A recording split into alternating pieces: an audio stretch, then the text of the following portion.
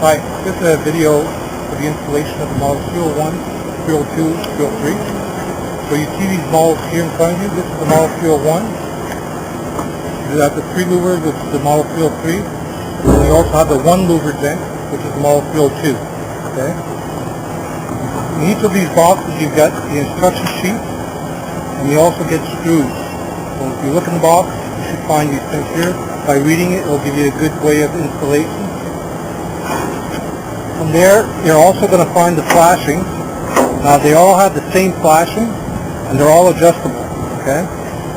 The way it's set up now, this flashing is good from a, let's say a 212 all the way up to a 612 without touching anything. We'll just go over the flashing. If it's anything higher than 612, then you'll just unsnap the flashing, and you'll see that we can actually bring it up and down, okay? And here on the side, you have numbers. So either you follow these numbers and you just bring it down to whatever slope you have. If it's a 7, 8, 12, 10, 12, and then from there, if, let's say this was the slope you'd want, you'd put a screw here, that'll tighten it up, and after that you just install the ventilator on top like you would normally do with the other flashing. And that's it. So now what we'll do is I'll do an installation on an actual home with shingles on it, so it'll be like a renovation. This way you'll know how to install it from that. Okay, I'm going to show you how to position the flashing onto the roof. As you can see, the roof, the shingles are on there already. So what I'm going to do is I'm going to position this flashing. What's important is you want to make sure that you fall between the rafters so that you have perfect airflow. If you hit it on top of the rafter, you're restricting your airflow. So never position on top of the rafter. The other thing is the positioning of the height.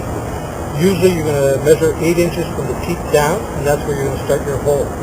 So you take your tape measure at the peak, come down 8 inches, put your flashing there, and that's where you start the hole. Now, if this slope is higher than that, you're going to probably advance the flashing up higher, which means you'll have to measure maybe 6 inches on a slope of 12, 12. Okay? From there, what I'm going to do, if I measure my 8 inches, I take my tape measure, this is my peak here, my 8 inches comes here, position my flashing right at that 8 inches there. Then what I'm going to do is I'm going to mark myself within the flashing to get the exact same size hole. Okay? So I'm just going to scribe within the flashing to mark the pattern, and from there I'm going to take my flashing off and make that hole. Okay, so what I did is I traced within the flashing, measured everything out, traced it. So this is what it comes out to. This is the part that I got to remove, cut out. Okay, so usually what you'll want to do is take your roofing knife and you cut down this line. You could cut maybe about let's say about 1/8 of an inch just beside it on the outside. So this way you know that you just go around the whole thing. Pull this out, permit us to go into the, get onto the deck and cut out the deck. Okay, so now I've removed my shingles, I've cut them out. I followed about a ½ inch around my line, actually made it for a better way to slide the flashing underneath.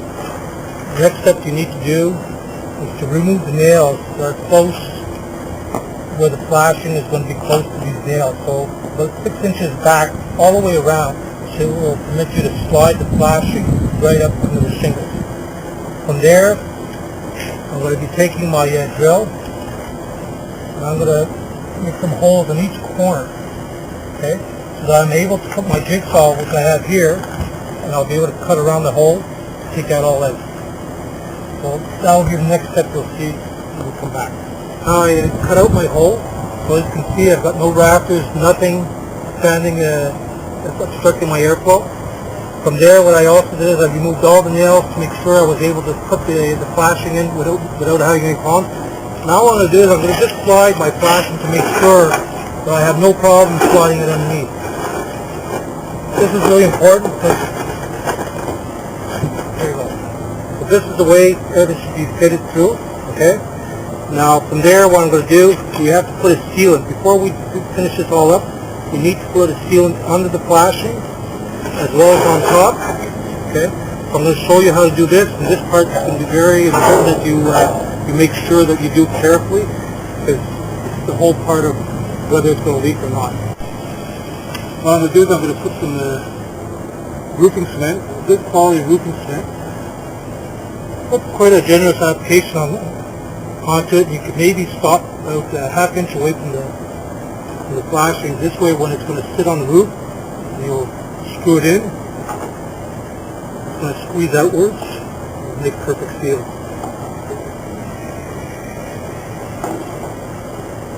I'm going to go around all the flashing like this.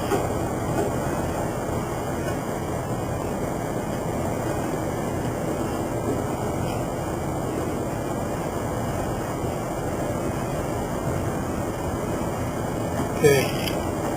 Then I'm going to slide the flashing right underneath.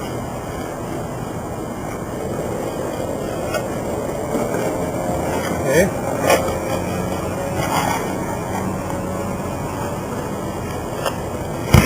What I'm going to do, I'll lift up my tabs here. I'm going to start putting screws into each perforated hole. Everything that will be covered. Okay, so I'm going to keep doing this. I'm going to go all the way around, lifting my shingles, making sure I can get all the perforated holes, and screw all the way around.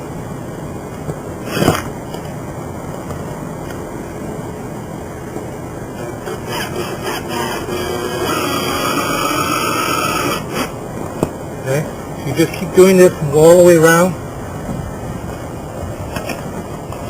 And afterwards, what we're going to do is we're going to continue putting tar on top of the flashing here to cover these screws and to make sure that we've got a perfect seal here as well all the way around.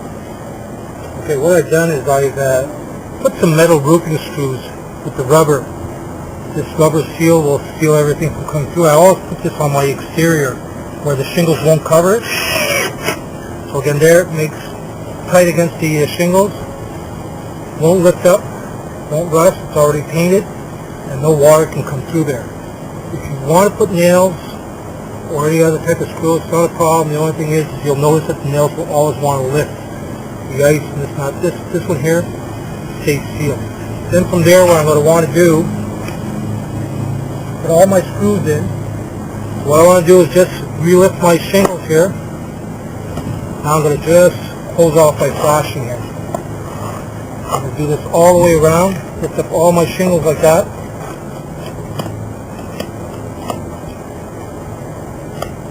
Just going to keep doing it, go all the way around.